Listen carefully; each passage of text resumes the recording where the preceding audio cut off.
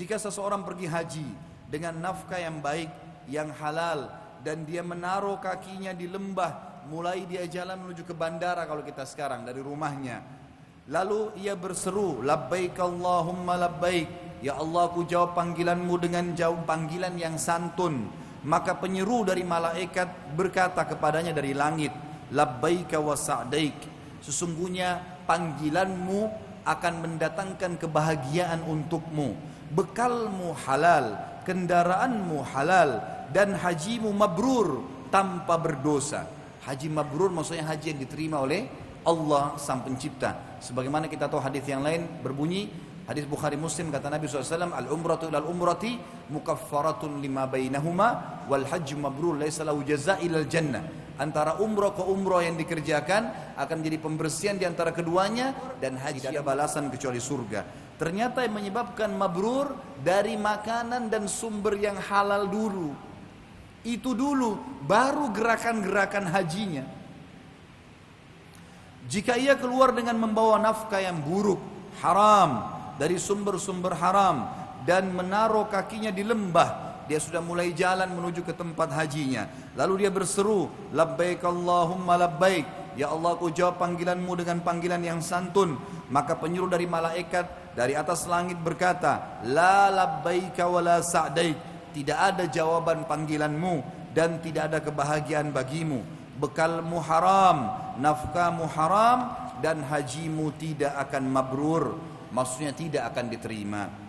Di dalam hadis yang lain riwayat Ahmad, dan ini hadis juga disahihkan oleh Imam Ahmad sendiri, dan juga masih ada pendapat para ulama tentang masalah riwayat hadis ini. Tapi dalam Musnad disebutkan, la yaktasibu abdun malan min haramin fayunfiqa minhu fayubarakallahu fi wa la yatasaddaqu fihi fayuqbalu min wa la yatruku khalfa dhahrihi illa kana zadahu ila an-nar.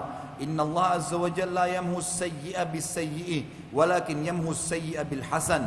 Innal khabitha la yamhul khabith. Tidaklah seorang hamba mencari harta dari keharaman lalu menafkahkannya dengan diberi keberkahan. Enggak ada orang dari hasil korupsi, dari hasil curian, rekayasa data, kemudian dia diberkah, itu mustahil. Dan tidaklah menyedekahkan, dia kasih ke orang lain, kasih ke istri anaknya, kasih ke teman-temannya, kasih ke orang tuanya, lalu diterima sedekahnya. Enggak ada diterima itu, sia-sia saja. Serta tidaklah ia meninggalkannya di belakang punggungnya, maksudnya dia meninggal kemudian masih ada tertinggal sebagai warisan, melainkan itu semakin menambahkannya ke neraka. Jadi kalau dengan keburukan tapi menghapus keburukan dengan kebaikan, artinya kalau orang berbuat haram berhenti, taubat, ganti dengan sumber yang halal. Sesungguhnya keburukan itu tidak akan menghapus keburukan. Kata beliau di sini, anehnya sebagian orang tidak berhati-hati dalam muamalah yang diharamkan. Di samping itu mereka menyedekahkan dan menyumbangkan dalam aspek-aspek kebajikan berupa membangun masjid dan selainnya, berhaji dan berumrah, serta menyangka bahwa itu akan diterima dari mereka dan bahwa sedekah-sedekah ini akan menghapus keburukan makan haram.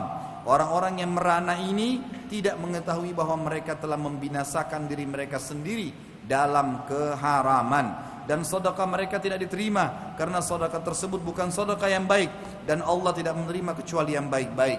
Abdullah bin Umar radhiyallahu anhu berkata, sungguh menolak dari keharaman adalah lebih baik daripada 100.000 dirham yang dinafahkan di jalan Allah. Perhatikan statement yang sangat mulia, menolak 1/6 dirham. Kalau kita punya 10.000 rupiah, bagi 1/6. Itu kita tolak yang haram, kita dikasih nih 10.000, berarti anggaplah 1.500 rupiah. Ini ya 1.500 rupiah, tapi dari haram. Kita tolak itu, kata Ibnu Umar radhiyallahu anhu, lebih baik, ya lebih baik kita tolak daripada kita bersedekah 100.000 dirham. Sedekah ibadah, tapi menolak yang haram adalah ibadah. Dan menolak yang haram walaupun sedikit lebih baik daripada melakukan kebaikan yang lebih banyak, berlipat ganda pahalanya.